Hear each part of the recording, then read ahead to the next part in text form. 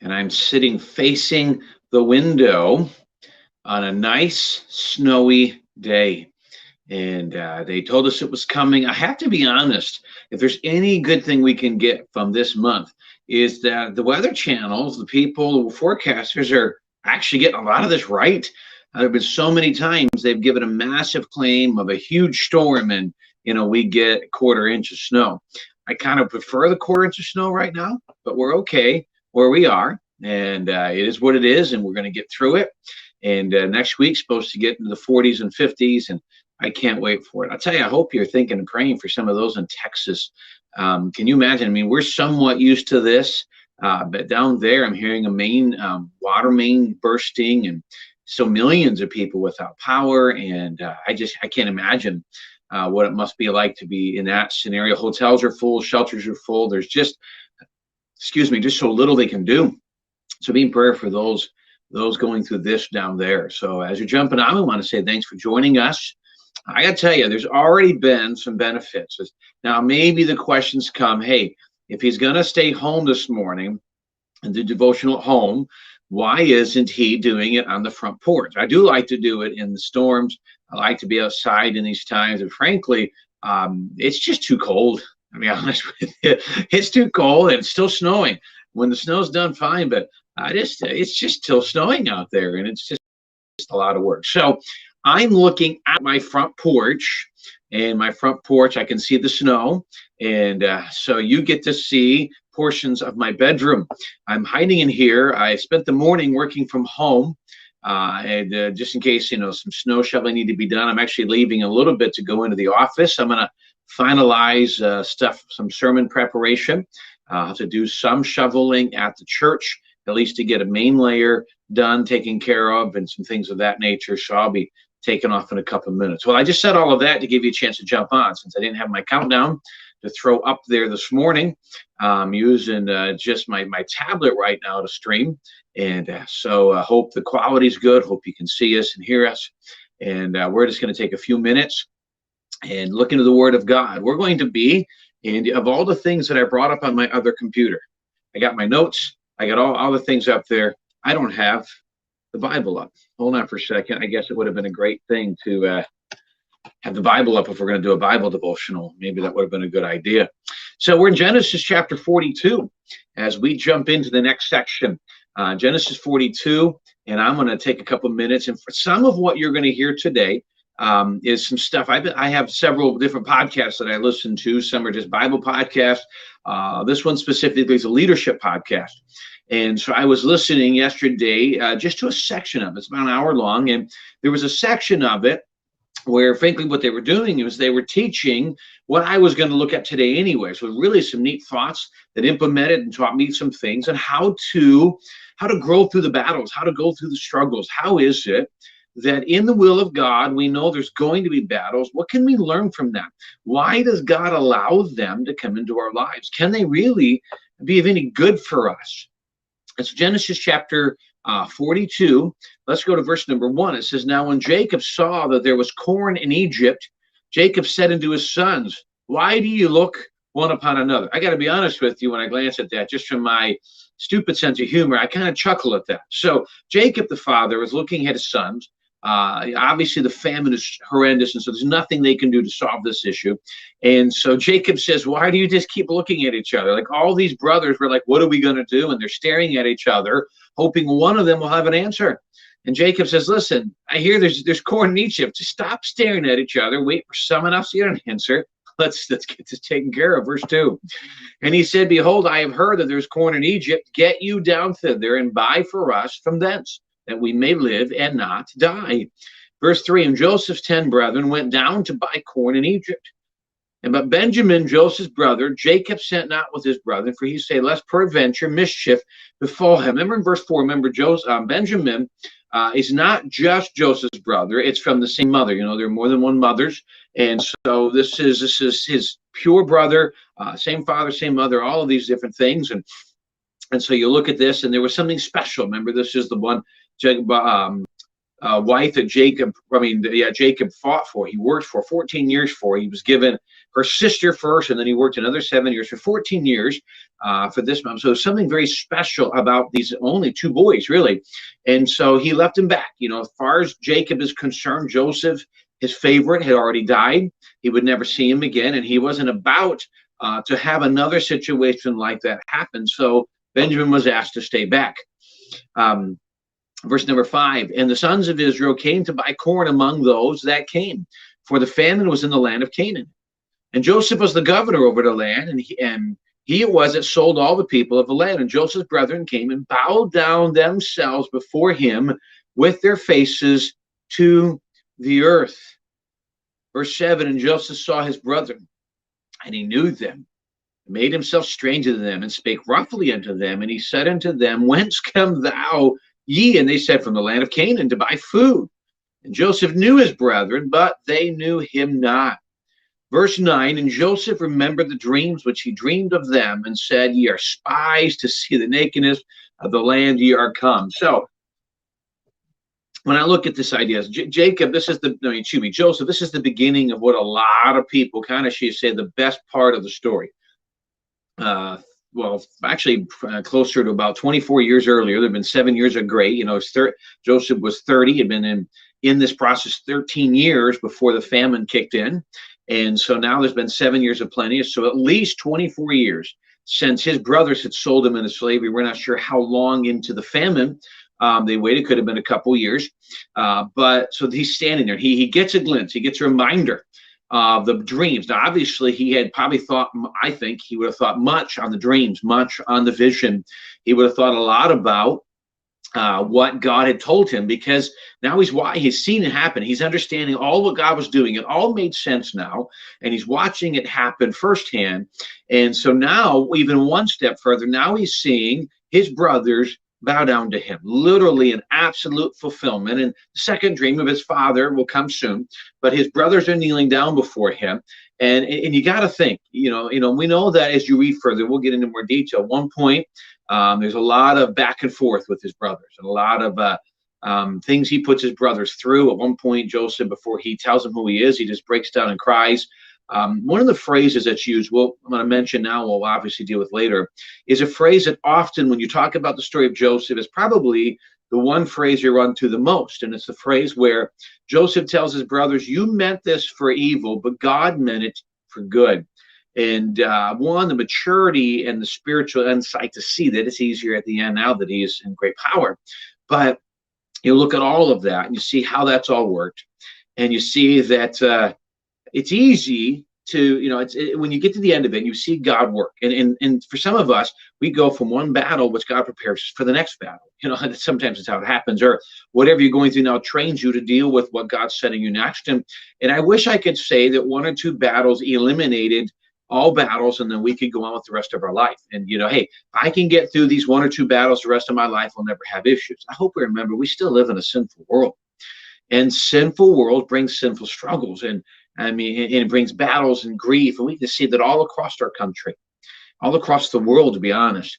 So what God does is he prepares me, because as I grow and as I deal with whatever is coming my way, God is preparing me to be able to handle what it is that he has coming my way.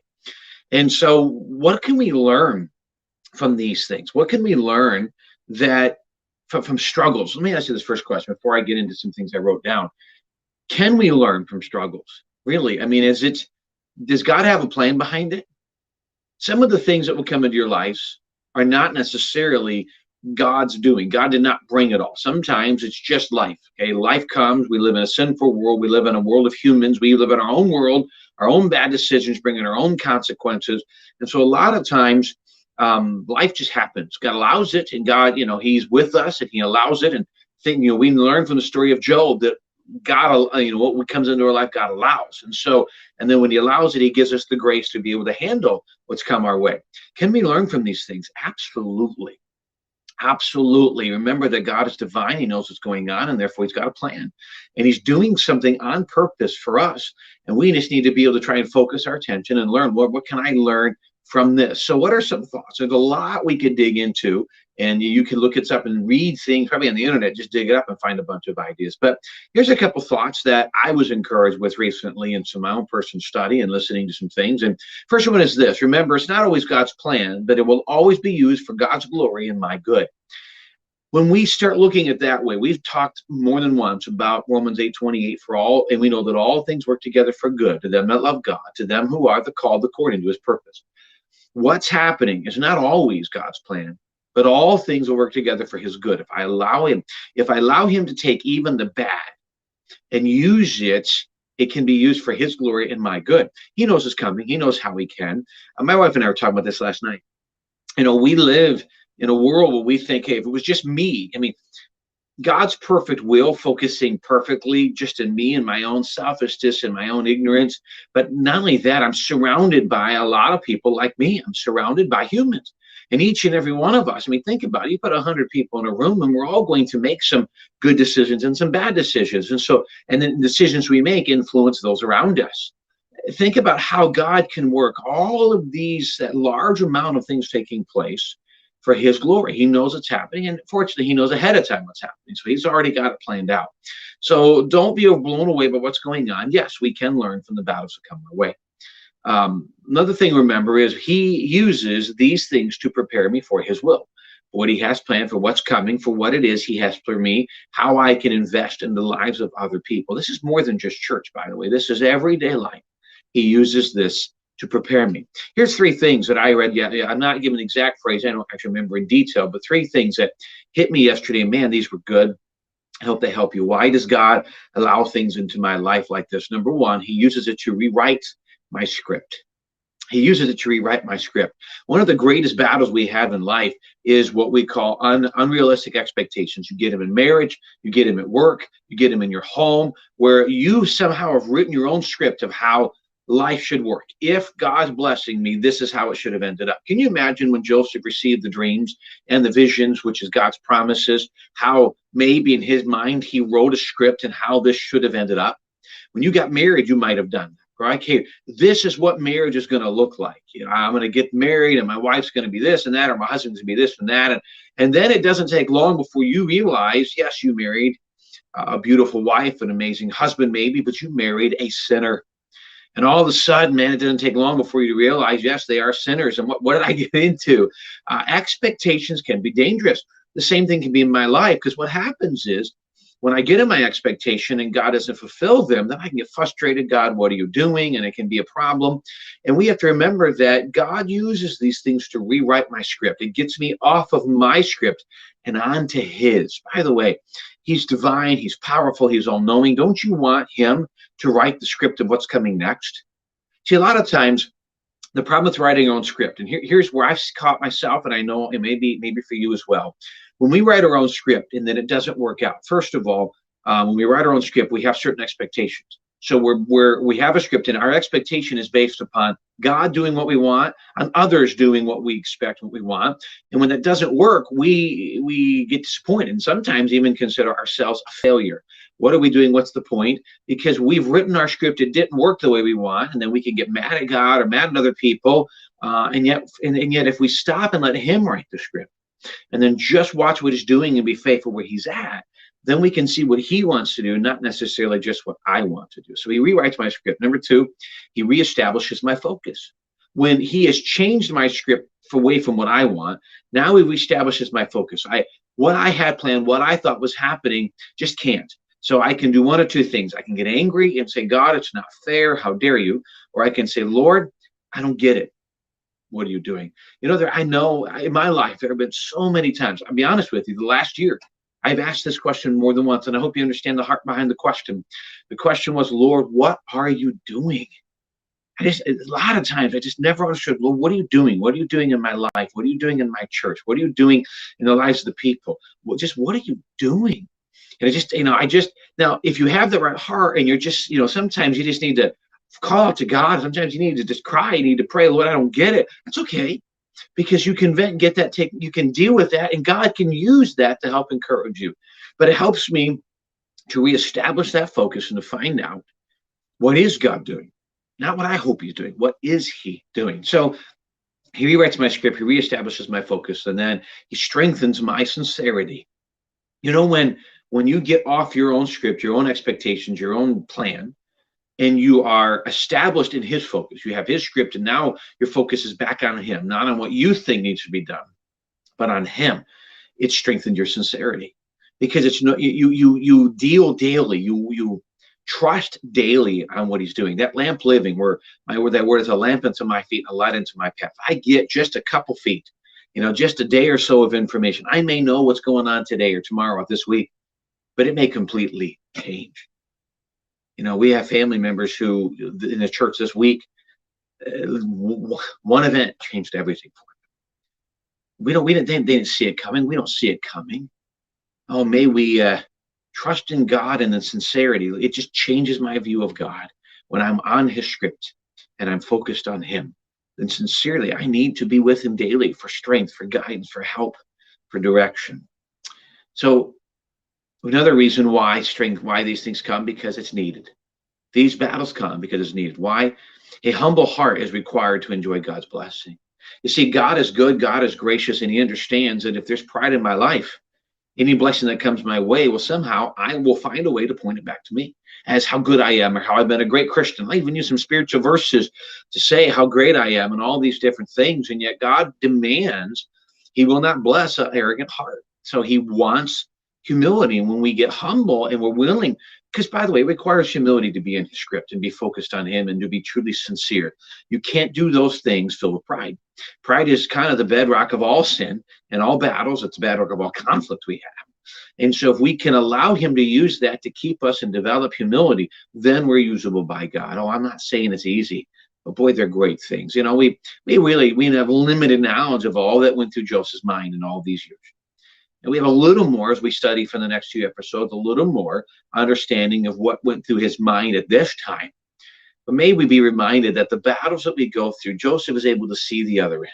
He was reminded of this. What can we learn when God allows us to go through these battles? He's in control. He's got a plan, and he can use it for our good and his glory.